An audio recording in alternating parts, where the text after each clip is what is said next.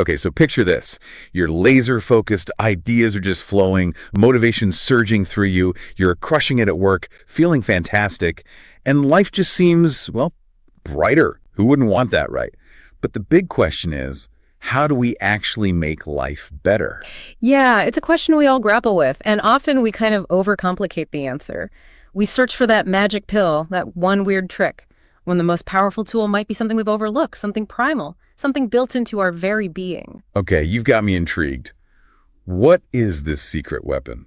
Movement, plain and simple. Our brains evolved for it, they crave it, and frankly start to wither without it. Think about those frustrations you mentioned, brain fog, lack of drive, feeling Those are often whispers from a neglected brain saying, hey, remember what we were made for?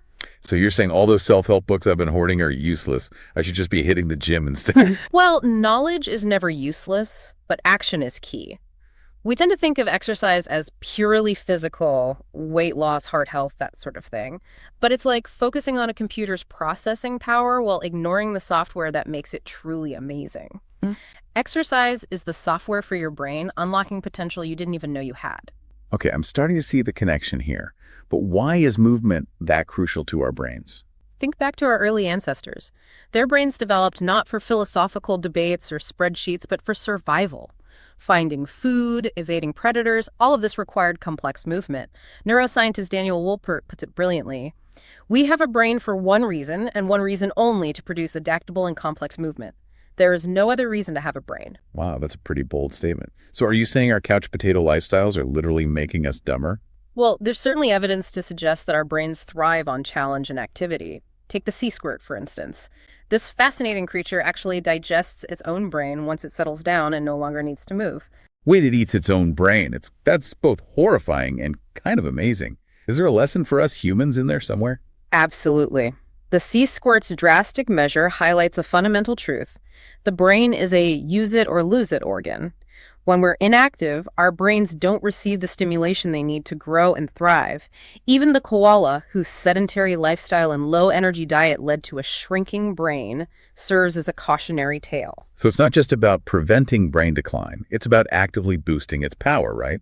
How does exercise actually do that? One key player is a protein called BDNF, or brain-derived neurotrophic factor. Think of it as fertilizer for your brain. Exercise triggers the release of BDNF, which helps neurons sprout new branches and connections, literally making your brain grow. So it's like exercise is rewiring my brain for better performance? Sign me up. Exactly. These new connections enhance information flow, making it easier to learn, remember, and process information. It's like upgrading from dial-up to high-speed internet for your brain. And I bet that has a ripple effect on all those things we struggle with. Focus, motivation, even mood. You're absolutely right. Remember that feeling of accomplishment after a great workout. That's not just endorphins, it's also a surge of dopamine, a neurotransmitter that plays a key role in motivation and reward. Exercise essentially hacks our brain's reward system, making us feel good and crave more of that feeling. So it's not just willpower pushing us to exercise. It's our brains saying, hey, this feels good, let's do it again. That's a much more appealing way to think about it. Precisely. And this ties into another fascinating aspect: exercise's impact on depression. Low levels of dopamine, serotonin, and norepinephrine are linked to depression. Exercise naturally boosts these neurotransmitters, acting as a powerful mood regulator. That makes so much sense. I've always felt better after a good workout, but I never realized the science behind it. Is there actual research supporting this link between exercise and mood? There's a ton of research, and the findings are compelling. A groundbreaking 1999 study compared the effects of exercise to the antidepressant Zoloft in treating depression. What they found was remarkable. Just 30 minutes of jogging 3 times a week was as effective as Zoloft in reducing depressive symptoms. Wow, that's incredible. So a simple jog can have the same impact as medication. I'm starting to think this exercise thing is a superpower in disguise. It truly is. And it's not just about treating existing conditions. Remember that study of Dutch twins we talked about? The ones who exercised regularly were not only less depressed, but also less anxious, more socially outgoing, and overall more resilient to stress. Okay, now that's what I'm talking about. Less anxiety, more resilience. Who wouldn't want that? Speaking of stress, I feel like that's a huge factor in modern life. Does exercise have any impact there? It absolutely does. To understand how we need to look at our body's natural stress response. When we face a challenge, our brains trigger the release of cortisol, the stress hormone. It's designed to give us a boost of energy and focus, preparing us for fight or flight. So it's like our internal alarm system going off, prepping us for action. Exactly. The problem is, in today's world, our alarm bells are constantly ringing. Deadlines, traffic, social media, it all keeps our cortisol levels elevated, and that's where things get tricky. Chronically high cortisol can wreak havoc on our bodies and minds, even damaging the hippocampus, a crucial brain area for learning and memory. Wait, so stress is literally shrinking our brains. That's terrifying. It's a real concern, but the good news is exercise acts like a reset button. When we engage in physical activity, our bodies release endorphins, which have mood-boosting and pain-relieving effects. This helps counteract the negative impact of cortisol, protecting our brains and making us more resilient to stress. So it's like exercise is providing a shield for our brains, buffering us from the constant barrage of stress. Exactly. Think of it as cross-training for your brain and body. You're not just getting physically stronger, you're building mental resilience too. This is making me rethink my entire approach to well-being. It's not just about meditation apps and kale smoothies anymore. It's about moving my body in a way that really energizes my mind. Yeah, it's about reclaiming that primal connection between body and brain. We've spent centuries trying to outsmart our biology when the answer might be as simple as tapping into what our bodies were designed to do. Yeah, it almost feels like we've been trying to solve a complex equation with the wrong formula. Exercise isn't just a should, it's a fundamental need like sleep or nutrition. Precisely. And just like with those other needs, neglecting movement has consequences. We feel it in our energy levels, our mood swings, even our ability to think clearly. This is all making so much sense now. Yeah. But I have to admit, I've always struggled with motivation when it comes to exercise. It feels like a chore, something I have to do, not something I want to do. Any tips for overcoming that hurdle? That's a common struggle, and it often stems from viewing exercise as a means to an end, weight loss, fitting into a certain outfit, etc. Instead, try shifting your focus to the immediate benefits. How do you feel during and after a workout? Honestly, during a workout, I mostly feel sweaty and out of breath. But afterwards, there's this undeniable sense of accomplishment, like I've achieved something.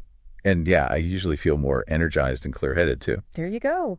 Tap into those feelings.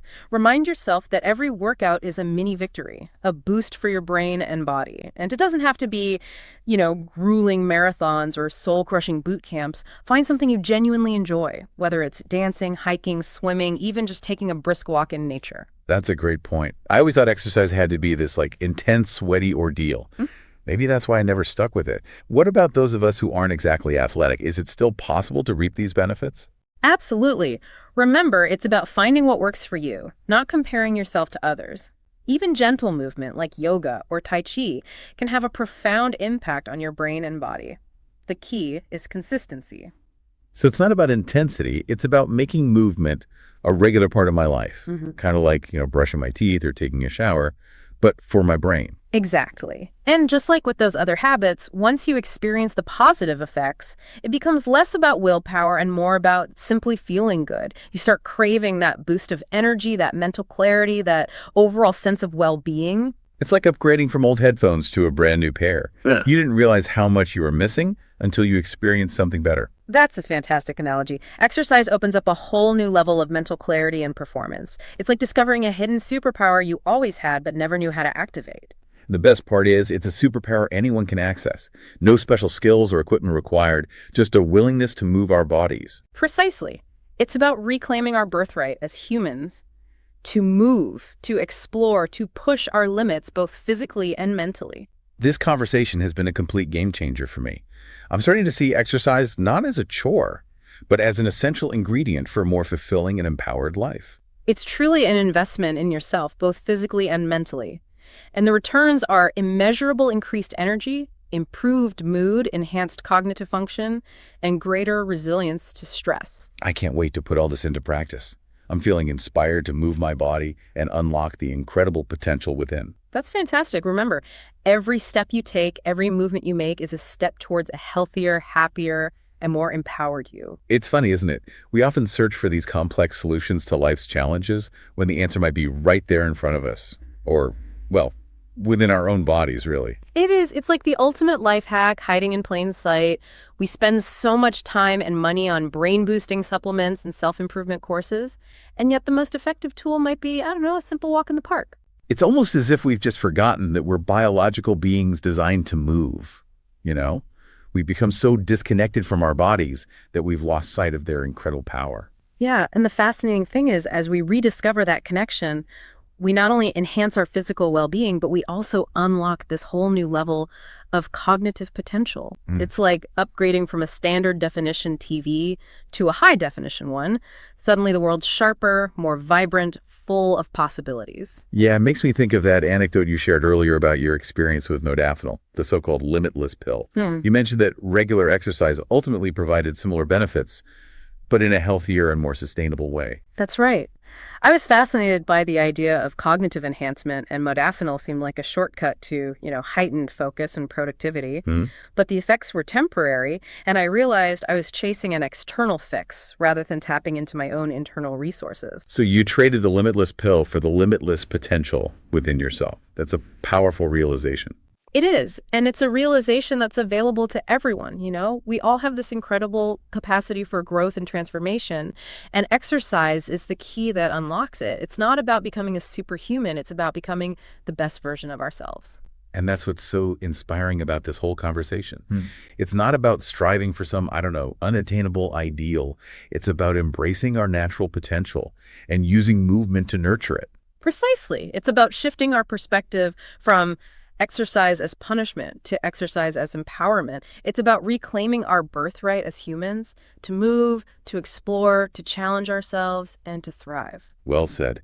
This has been an eye-opening exploration into the brain-boosting power of exercise. We've debunked myths, uncovered fascinating research, and hopefully inspired our listeners to, lace up their sneakers and experience the transformative benefits for themselves. I couldn't agree more. Remember, it's not about finding the perfect workout routine or achieving some arbitrary fitness goal. It's about making movement a joyful and integrated part of your life. Every step you take, every dance move, every playful chase with your dog, it all counts. So to our listeners out there, we encourage you to embrace the power of movement. Start small, find activities you enjoy, and just watch as your brain and body come alive with newfound energy, focus, and resilience. And remember, we're here to guide you on this journey. Be sure to check out our upcoming videos where we'll delve into specific exercise strategies, explore the latest scientific breakthroughs, and share practical tips for incorporating movement into your daily life. Thanks for joining us on this incredible deep dive into the world of exercise and brain health. Don't forget to subscribe to our channel for more insightful content that helps you unlock your full potential. Until next time, keep moving and keep exploring.